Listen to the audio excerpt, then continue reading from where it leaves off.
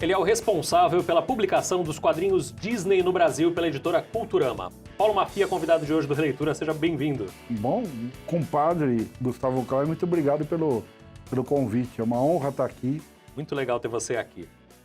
Você está agora na Culturama e vai editar os quadrinhos Disney a partir ainda desse primeiro trimestre do ano, né? Sim, a partir de março. Você mora em Santos, a editora Culturama é lá no Rio Grande do Sul. Caxias do Sul. Caxias do Sul. Como é que está sendo essa vida? Você sabe que a sua vida mudou muito quando você fica mais tempo no aeroporto de Congonhas do que na rodoviária de Jabaquara, porque eu já fazia essa rota São Paulo-Santos há 16 anos. Agora eu faço Santos, São Paulo e Caxias do Sul. É um momento de implantação de um sistema novo, de um produto novo dentro da editora, necessita a minha presença muito lá. Mas ainda estou, sempre que dá, porque minha esposa, como você bem sabe, a minha família tem uma longa tradição de casar com santista. Meu pai casou com uma santista, que era minha mãe, e eu, seguindo a tradição, casei com uma santista mesmo. E fixou residência aqui, Fixei né? residência, orgulhoso morador do bairro do Boqueirão, em Santos. É isso aí. Como é que está essa fase de implantação? A Culturama ela não tinha quadrinhos até chegar à Disney, né? Não trabalhava com quadrinhos. A Culturama é uma editora que faz um trabalho, eu costumo dizer que ela está em matéria de distribuição, em matéria de marketing, eu não tenho vergonha de dizer 10 anos na frente de qualquer outra editora no Brasil. Os números dela são impressionantes. Eles venderam, nós agora vendemos 12 milhões de livros ano passado sem entrar numa livraria. Eles têm um sistema de distribuição que, para pontos alternativos, que a gente chama, que é supermercado, farmácias, loja de R$1, loja de roupa, atacados, para o Brasil todo, que é para uma população que não tem acesso às grandes livrarias. E foi isso que atraiu a Disney de dar a licença dos quadrinhos Disney, tão importante para eles, para a editora Culturama. Como é que foi essa transição da Abril para a Culturama? Foi terrível. Eu estou entre os 3 mil funcionários da editora Abril que não receberam nada. Assim, foi traumatizante. 24 anos de editora Abril, a gente não recebeu nada ainda. Estamos ainda em negociações. Foi bravo. A editora Abril começou com as revistas Disney, né? A primeira publicação da editora Abril foi o Pato Donald, em junho de 1950. 6 gerações de brasileiros foram alfabetizados com quadrinhos. 68 anos de 68 de publicação. E eu fui a última pessoa a sair da redação da Disney. Eu fiz questão naquele dia de... Literalmente, eu apaguei a luz. Eu falei, eu vou ficar aqui até tarde, porque eu quero ser o último a sair. Você estava lá há quanto tempo já, 24 Mafia? anos. 24 anos. Como é que foi? Era um sonho de infância? Você já curtiu os quadrinhos Disney? Como é que eu vou pôr isso em palavras? Quando eu entrei na faculdade de jornalismo, eu sempre tive na cabeça que eu queria me especializar em algum assunto.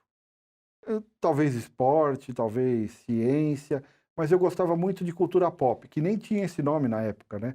Como a gente gostava de filme, de seriados, de quadrinhos, e na época não tinha todo esse mercado. Hoje, a gente que foi meio pioneiro nessa área, eu me orgulho muito que hoje um estudante de jornalismo tem na cultura pop, tem um mercado como tem o jornalismo de economia, de futebol, de gastronomia. Existe hoje, ele pode trabalhar em vários veículos. Na minha época não tinha. Tinha o quê? A redação de quadrinhos de super-heróis. É o único lugar que você respirava esse tipo de coisa 24 horas por dia. E você tinha um emprego, você tinha carteira assinada. Existiam algumas coisas paralelas, mas eram ainda muito amadores. Então eu foquei lá. Eu tinha um grande amigo meu, que era diretor lá, que me convidou para trabalhar no arquivo editorial, que nada mais é que um lugar, olha que gostoso para quem gosta de quadrinhos. Era um arquivo que guardava todas as revistas que vinham dos Estados Unidos, da Marvel, da DC, da Image, da Dark Horse, da Disney. Você arquivava e trabalhava quando a redação te pedia. Você trabalhava com quadrinhos o dia inteiro, né? Então era muito bom isso. E isso tudo dentro da Abril, né? Quando Dentro a Abril ainda concentrava todos esses títulos. Eu trabalhei no histórico prédio da Bela Sintra, que era um prédio só para quadrinhos. A editora Abril, naquela época, tinha um prédio só para quadrinhos.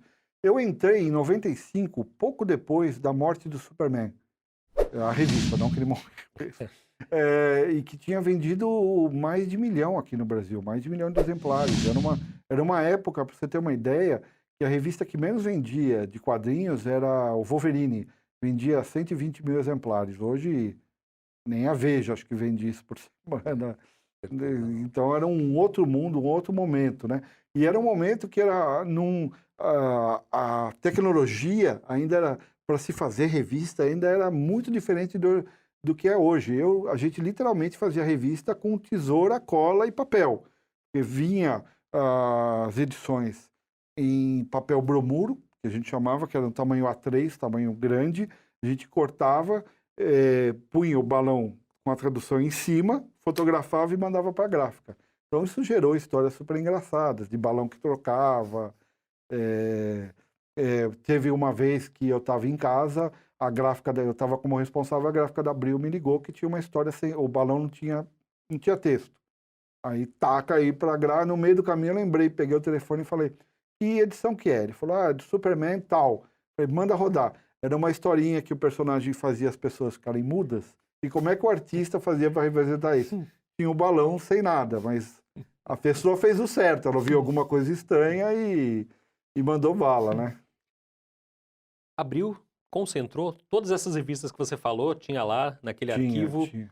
todos esses títulos de Marvel, de DC, de Chegou Disney, uma época a ter Marvel, DC, Image, Dark Horse, uma divisão que a gente chamava de independentes, que eram pequenas editoras americanas, Estranhos no Paraíso, por exemplo. Teve uma época que ela praticamente publicou tudo de quadrinhos menos infantis no Brasil. Eu conheço poucos fãs tão apaixonados quanto fã de quadrinhos. O Sim. que aconteceu para que isso desmoronasse no nível em que desmoronou dentro da Abril? Eu acho que não é. Muita gente fala para mim, foi a internet, o digital. Eu falo, não. Você não vê quadrinho no digital ainda, né? Nem outra coisa, a gente não vende papel, né? A gente vende conteúdo. Não importa onde vai sair. O nosso saudoso e querido Dr. Roberto Tivita, presidente do Grupo Abril, dizia: se a pessoa chegar uma pessoa não está preocupado com a internet, falou: não tenho fábrica de papel. Eu acho que é mais uma crise de mercado. Foi uma crise com os pontos de venda. Eu acho que aí eu vou falar na Abril como um grupo todo. Eu acho que por muito tempo se sentou-se num berço da publicidade. A venda das revistas era só para cobrir custos. Então, se a revista vendesse 30 ou 40 mil, ninguém se mexia desde que o pacote de publicidade fosse fechado, que eram os grandes pacotes. E se esqueceu do leitor, se esqueceu de buscar rotas alternativas, que eu expliquei no começo da Culturama. Quando veio a primeira crise de bancas, que começou a fechar muita banca, Santos ainda a gente não sente essa crise. A gente tem boas bancas, aqui é uma exceção, mas no resto do país tem muitas cidades que não tem mais banca. E onde você vai vender esse produto? Por isso que eu falo, é uma crise de mercado. E, logicamente, foi má administração, pessoas que não eram do ramo, e como eu disse, quando se vendia a publicidade, achava que o resto estava tudo bem. E não era, você estava perdendo leitor. E eu venho de uma área que não se vende publicidade, a Disney não permite. Então eu tenho que ser muito bom de venda. Então, quadrinhos Disney, por uma época, ficou uma ilha de prosperidade em volta de uma empresa totalmente em crise. Mas tem uma hora que começa tudo a afetar tudo. Então, quando chegou numa época de renovação de contrato e você precisava botar uma grana, você precisava rever seus custos, rever tudo, não valia mais a pena. A gente começou a pagar para publicar. Então a Abril decidiu não seguir com os quadrinhos Disney. Como é que foram esses últimos tempos dentro da Editora Abril? Ah, E não só os quadrinhos estavam em crise, né? A editora inteira com uma dívida bilionária. bilionária, era difícil, né? Ainda estou digerindo essa época, porque eu fui uma das primeiras pessoas a saber que não ia continuar. E a gente não podia falar, a gente não regras internas da empresa nos obriga. E eu tinha uma história muito legal, que logo depois que a gente recebeu a notícia que não ia continuar quadrinhos Disney, ali há uma semana a gente tinha um grande festival de quadrinhos, que é o Festival Guia dos Quadrinhos, em São Paulo. E que ia ter o primeiro encontro nacional dos leitores Disney. E eu virei para o meu diretor, Sérgio Figueiredo, e perguntei, como é que eu faço agora? Ele falou, vai lá e faz o melhor festival que eles já tiveram. Não fala nada, mas vai lá e faça o melhor evento que eles vão ter na vida, para eles guardarem uma boa lembrança do final. E foi duro fazer. Foi um sábado e domingo, no sábado eu cheguei em casa, eu desabei de chorar, que eu falei, estou mentindo para as pessoas, né? Mas não era mentira, eu simplesmente não falava para elas. Mas foi um período duro. E o fim, né? Porque a gente ficou num período que a gente não sabia se ia ser demitido, se ia continuar. Eu descobri que, Gustavo, a pior coisa do mundo é se você ficar em casa, eles te pagarem para você ficar em casa. É pior do que ficar desempregado, porque você tem... E como eu te falei, no dia que a gente terminou, esperei todo mundo sair, que eu falei, eu quero ser a última pessoa a sair da redação, eu me sinto responsável, eu vou fechar essa porta e desligar essa luz. Ainda bem que logo depois surgiu essa nova oportunidade. Vai explorar bastante isso no próximo bloco. Eu queria perguntar apenas sobre essa. A gente começou a falar um pouquinho isso no começo. Você faz parte de um grupo de centenas de funcionários da Abril que ainda não recebeu as verbas rescisórias, né? Tem gente na Rua da Amargura. Eu sou um por causa disso. privilegiado porque eu ainda tive acesso ao meu fundo de garantia, mas conheço gente que foi demitido numa terça e a empresa entrou em recuperação judicial na quinta, nada receberam. Eu conheço gente que tinha cargos altos, diretor de redação, diretor de área, que passa hoje necessidade. E mais triste do que isso é ver gente aplaudindo e torcendo porque uma empresa de comunicação fechou ou parou de... mais do que o dinheiro, dói mais isso. As pessoas, eu acho que no Brasil não têm consciência do papel da imprensa. A imprensa é o farol da sociedade. Nós não estamos aqui para torcer por A nem por B, nós estamos aqui para fiscalizar. Eu costumo brincar, não costumo brincar, mas eu falo que o único país onde a imprensa acabou, um monte de gente acabou em campo de concentração.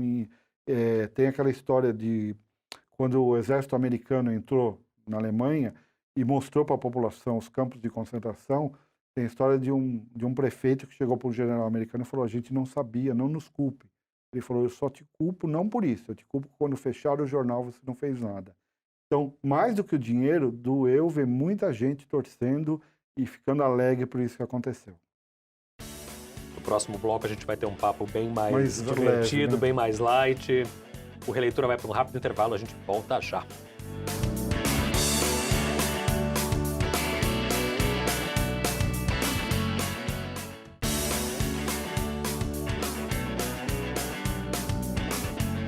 Olá, o Releitura está de volta. Hoje a gente conversa com Paulo Mafia, que é o editor responsável pela publicação dos quadrinhos Disney no Brasil, pela editora Culturama.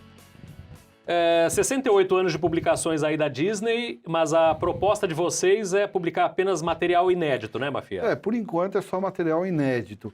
A gente vai concentrar primeiramente em 5 revistas mensais, que vão ser as tradicionais Pato Donald, Mickey, Pateta, Tio Patinhas e Aventuras Disney, onde vão entrar personagens variados, e vai estar para todo o Brasil de uma forma, como eu contei no primeiro bloco, diferente.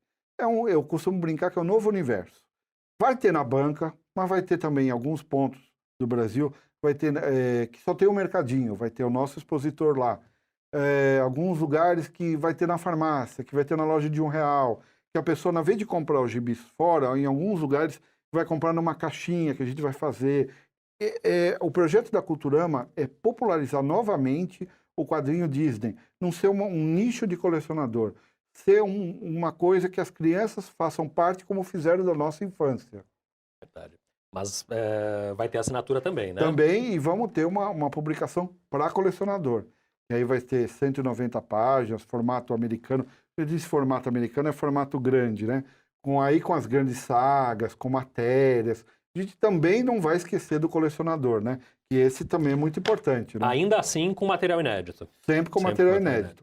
Mas a gente tem alguns projetos de alguns especiais em capa dura com material clássico. Os quadrinhos Disney, eles continuam sendo produzidos até hoje em alguns lugares do mundo, né? Sim. Uma coisa que pouca gente sabe, a Disney não produz quadrinhos. Ela licencia para outras editoras produzirem e venderem. Hoje, os 2 maiores mercados no mundo é a Itália e a Dinamarca, a Egmont. A Egmont, quando eu digo Dinamarca, não é só Dinamarca. Ela pega todo aquele Noruega, Finlândia, todos aqueles países são abastecidos por ela. E uma curiosidade é que o Brasil, durante muitos anos, na Editora Abril, foi o maior produtor de história em quadrinhos do mundo, né? E até hoje, muitos estudiosos e fãs de quadrinhos dizem que essas histórias são as melhores do mundo.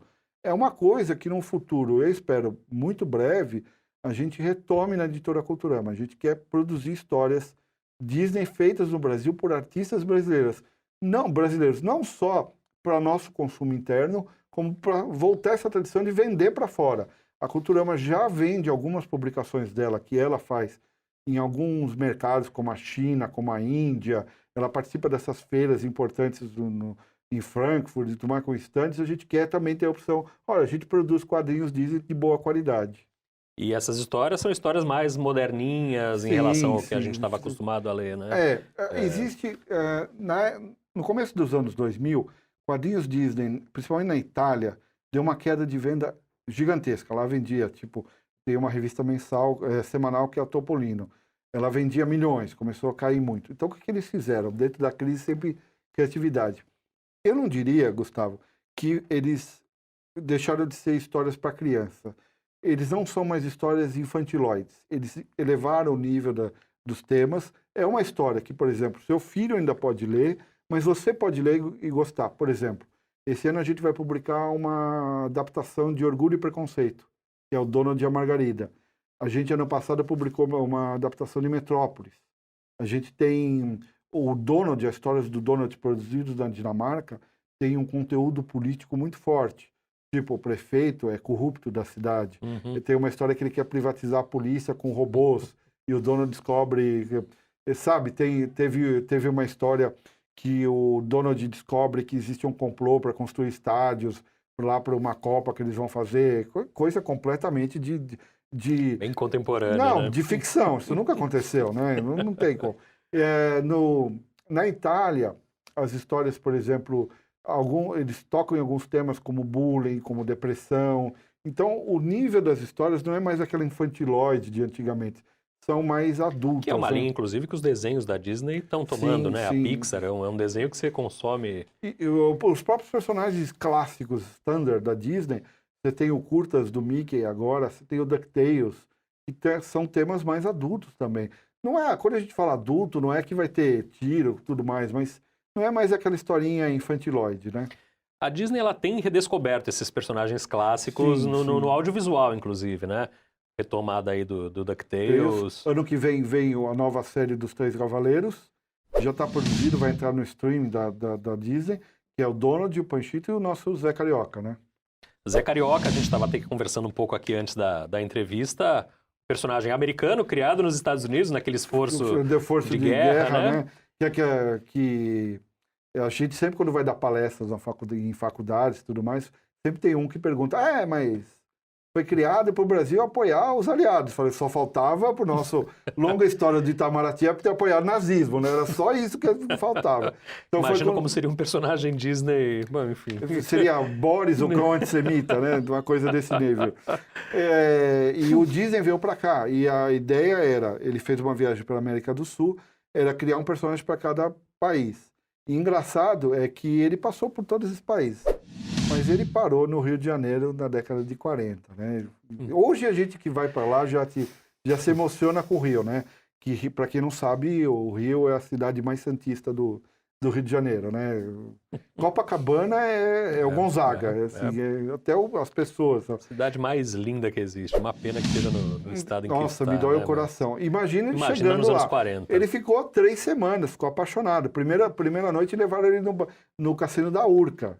Então não tem como, né? E ele criou o Zé Carioca, ele a partir de muita observação das pessoas.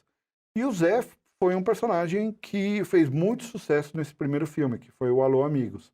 Tanto que pediram para criar tiras. E criaram tiras nos Estados Unidos, dominicais, do Zé. Que, por uma curiosidade, um dos grandes desenhistas do Mickey, o Paul Murray, foi responsável por essas tiras. Só que era uma visão americana do Zé. E da década de 50, ele tinha gravata, borbolê, terno, guarda-chuva, e vivia... Quando veio para o Brasil, ainda se seguiu esse padrão. Chega duas pessoas que nunca foram no Rio. Um se chamava Renato Canini, que era um desenhista gaúcho, que na época tinha acabado de chegar em São Paulo, estava espantado com São Paulo, e Ivan Sandberg, um judeu do interior de São Paulo que acabou com seus anos morando aqui em Santos, aqui perto, na Costa. E eles criam a alma do personagem. O Canini chega pro Ivan e fala, meu, cara, no calor de 40 graus a pessoa não vai usar paletó. E outra coisa, Zé vai morar numa favela. Claro. E eles criaram poucas histórias juntos, 100 histórias no máximo. Mas são considerados por historiadores, tanto brasileiros como do exterior, uma fase de ouro do personagem. Hoje são considerados clássicos, existem estudos em lugar. E é muito legal, porque o Zé vai morar numa favela. E a gente está falando de 72, 73. Eu acho que foi a primeira vez que o habitante de favela foi representado. Não foi nem representado positivamente. Porque ele não era representado, não aparecia em TV, em filme, não aparecia. Foi nas histórias do Ivan e do Canini, do Zé Carioca, que ele apareceu como uma comunidade. Por quê? O Ivan Sandberg, ele trabalhava para um jornal, fazia uns freelas para o jornal O Pasquim. Era sede no Rio de Janeiro. E o Pasquim ficava do lado da entrada de uma favela. E você vê como é um grande roteirista, você percebe por essas coisas. Ele chegava 1 hora, 1 hora e meia do horário que ele marcava e ficava num bar na porta da favela, ouvindo as pessoas. Ouvindo, vendo, conversando. Absorvendo o way of life. Logicamente, algumas pessoas que eram, vamos assim pôr, líderes comunitários da favela, começaram a estranhar que tinha um cara lá, quem é esse cara? E o Ivan era um cara muito, muito aberto, muito... Chegou, não, vem aqui, eu sou roteirista do Zé Carioca, pagou cerveja para todo mundo, o morro inteiro descia. Então tem histórias que ele me contou antes de falecer que foram baseadas. Tem uma que chama, em eventos reais, uma que chama Papagaio Disco Clube, que o Zé vai fazer um baile e ele faz um gato da energia elétrica do baile. E descobre que cai a energia, e descobre que o gato que ele fez era gato do gato, do gato, do gato, do gato. Essa história foi verdadeira. Quando você faz um negócio desse, Gustavo, não tem como ser ruim. Claro. E o Ivan mesmo, ele tem uma história de vida que valia uma história, né? Ele era um judeu do interior que escreveu Zé Carioca, já com os filhos criados, foi para Jerusalém, porque ele queria conhecer, queria morar lá. Morou por um tempo, foi segurança num silo de coisa e fazia palestras lá, que contava como aqui no Brasil a gente vivia todos juntos, né? Árabes, judeus e tudo, e ele dava palestras lá. Ninguém acreditava, né? E o Canini é um artista super, super famoso, super estudado. Hoje foi a gente que descobriu ele, estava numa cidade do Rio Grande do Sul, esquecido, a gente começou a levar ele em convenções, fizemos especiais, e eu tenho um dos grandes orgulhos da minha vida, que eu acho que quando ele morreu, ele começou a ter um pouco de noção do tamanho que ele era. E isso acontece, hoje em dia a gente leva muita gente dessa antiga geração para eventos de quadrinhos para eles serem reconhecidos. Nosso papo está chegando já na parte final. Eu queria te perguntar sobre a relação com os fãs, esses anos todos, essas décadas que você tem trabalhando com quadrinhos, que, como eu disse no começo, eu acho que são os fãs mais apaixonados e mais radicais na defesa do que eles gostam. Como é que era a relação com os... Hoje, com a internet, eu brinco que tem um efeito que, assim, é capaz de você ter um youtuber que tem 12 milhões de seguidores que fala de um assunto tão específico que você não conheça. Antigamente, você podia não ter televisão na sua casa, mas você sabia quem era um Augusto Liberato, quem era um Silvio Santos. Hoje, não. Então, eu brinco que tem um efeito. Tem gente que é muito famoso para muito pouca gente. Isso acontece em quadrinho. Eu tenho histórias de gente que... Quem aqui de Santos sabe como é que é o metrô de São Paulo. Eu andando no metrô de São Paulo, alguém me para, eu já vou dando o celular. Opa, leva. Não, é que minha filha gosta. Daí a melhor história que eu tenho é da Comic Con.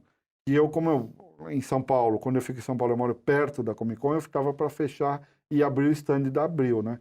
E eu saindo do lugar da Comic Con às 11 da noite, num lugar muito agradável. Aí eu subindo a rua, eu vejo um Fiat com os vidros todos escuros, desacelerando e andando do meu lado. Eu falei, pronto, né? Aí uma hora ele vira, abre a porta, sai 2 pessoas enormes para cima de mim. Eu só pensei, morri. E ele falou, não, sabe o que foi? Tinha uma filha, eu queria tirar uma foto com você. Eu acredito que existe uma foto na internet com 2 caras assim, eu branco, todo mijado, que toma um susto, né? Já teve... O quadrinho fala sempre pro coração, né? Pra memória sentimental Nunca ouvi alguém falar uma coisa ruim pra mim. Sempre é uma lembrança, engraçado você falar, que sempre uma lembrança boa. Tipo, meu pai colecionava, meu avô me remete à infância. E a gente quer, com essa volta, que os leitores do futuro tenham. Porque a gente precisa incentivar a leitura. Serviu de porta de entrada para a leitura de muita gente. Eu acho que você começou muito escritor que eu entrevisto fala que começou lendo quadrinhos. Quadrinhos da Maurício de Souza me disse que começou a ler. O próprio eu acho que o próprio Maurício, a Disney, são a porta de entrada. A gente precisa ter uma sociedade que leia. A gente tinha pesquisas na Abril que a pessoa que lia quadrinhos na infância, quando crescia, pelo menos uma revista semanal lia na fase adulta, né? E hoje, no Brasil, a gente precisa de mais de leitores, porque são pessoas esclarecidas, para não passarem a perna na gente, entendeu? A gente precisa de não é só escola, não é só professor, é as pessoas interessadas. Hoje você tem acesso à informação, vá atrás, e é a gente que tem que fomentar a leitura. Vamos terminar essa entrevista falando dos caminhos para o futuro. O caminho para outras publicações, para outros tipos de publicação, tem sido a digitalização. Online ou offline, enfim. A maioria das experiências no mundo todo de quadrinhos não tem sido bem sucedidas. Sim, existe uma boa parcela do mercado que lê digital, mas ainda não, em números, em dinheiro, não representa para as editoras. Como livro ainda não conseguiu eu vou te citar uma pesquisa muito boa que eu li outro dia. Primeiro, eu preciso dizer, quem sabe o futuro, ninguém sabe. Porque se soubesse, a Disney ou a Warner tinha contratado esse cara e ganhado milhões. Mas um dado que eu vi outro dia, por exemplo, o seu chefe te manda ler um livro. Esse livro você vai comprar digital e ler no avião, no ônibus. Mas para o teu sobrinho você não vai comprar um livro digital. Você vai dar um livro... Eu acho que o livro nunca vai morrer. Quantas vezes na nossa carreira mataram o rádio? Hoje eu estava em casa e eu vi que com a briga do pay-per-view e da TV aberta, as audiências esportivas no rádio estão subindo. Aí. É uma tradição da gente perguntar para todos os entrevistados aqui o filme preferido. E nós dois trabalhamos junto com o cinema, sabe que essa pergunta é muito maldita, né? Vamos fazer esse bate-bola rapidinho. Eu vou dois filmes, porque acho que sintoniza o que a gente disse aqui. O primeiro é o Superman, do Richard Donner. Eu 78. acho que é 78, acho que é um clássico absoluto. É um filme que consegue ser 3 filmes dentro de um. Ele é um filme de ficção científica na sua primeira fase, ele é um filme do interior dos Estados Unidos na sua segunda, e é um filme de super-herói na terceira. E fala de coisas que talvez você não deve seguir regras, você deve ir com o seu coração. É uma luta eterna aquele filme entre o pai dele, o Joel, que falava não se intrometa com a história e o pai, que é o Graham Ford, que fala, você tá aqui por alguma coisa, cara, Deus te pôs aqui. E o outro filme é o Spotlight, que é o que a gente falou do Farol da Sociedade. A gente não pode abrir mão da imprensa, porque... filme que dá orgulho da gente de ser jornalista, né? Dá orgulho e tristeza, porque daqui a alguns tempos vai ter que exibir esse filme e parar e explicar o que é um jornal, né? Isso é mais triste ainda. Mafia, Klein, agradeço a tua presença. Muito obrigado. É uma honra estar aqui. Mesmo programa que o nosso professor Rubens Eval Filho esteve. Opa, abriu a nossa série. Muito obrigado pela tua presença. O Releitura dessa semana fica por aqui. A gente se vê na semana que vem. Até lá.